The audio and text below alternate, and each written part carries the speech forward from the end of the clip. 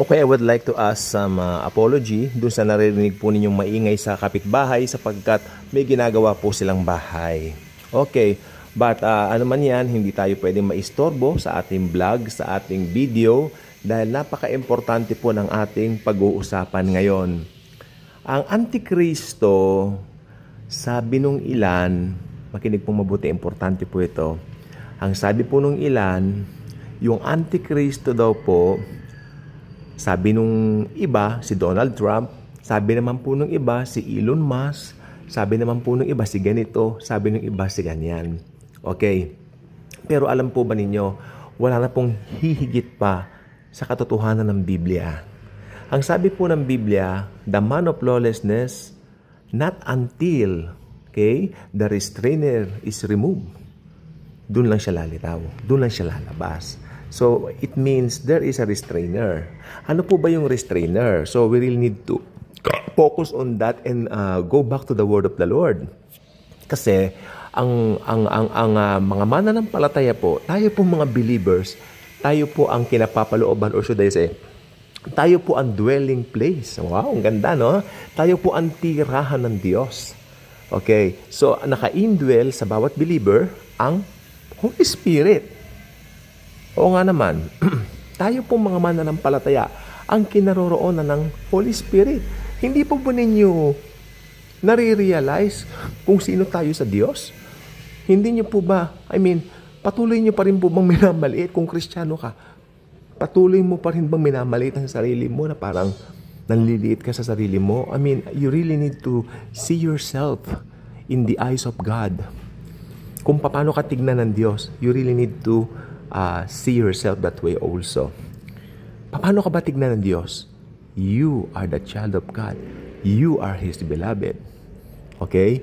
So tayo po ang kinapapalooban o tayo po ang tirahan ng banal na Espiritu Santo. Okay? So, ang buong mundo ngayon, ang buong sistema ng mundo ngayon, ito po nakaka-amaze dito. Nakikita natin yung hindi nakikita ng mga hindi mananampalataya. Or should I say, nakikita natin yung hindi nakikita ng mga hindi mananampalataya. Sa mga hindi mananampalataya, bulag po sila. Alam niyo po ba, may kanta pong Amazing Grace, diba? So, I once was blind, but now I see. Yes, it's very true.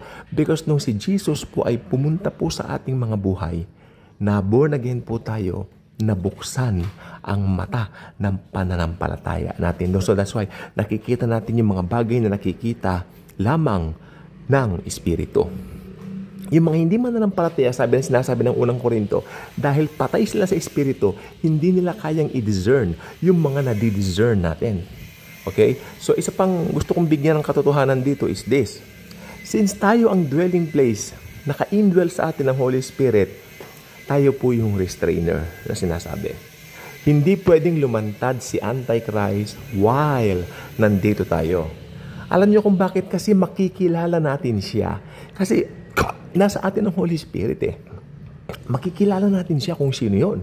Kasi nag-aral tayo ng Biblia, alam natin, makikipag-deal ito sa Israel, magkakaroon siya ng maraming followers, makikita natin kung paano siya tilian ng mga tao. Kaya alam nyo, ang part, should I say, makikita natin yung mga, kung paano po yung mga artista, yung mga celebrities, kung paano sila itrato. Ganyan po yung Antichrist. Kaya nakita nyo yung mga ibang celebrities ang yayabang. Hindi ko po nila lahat, pero marami pong mayabang na celebrities.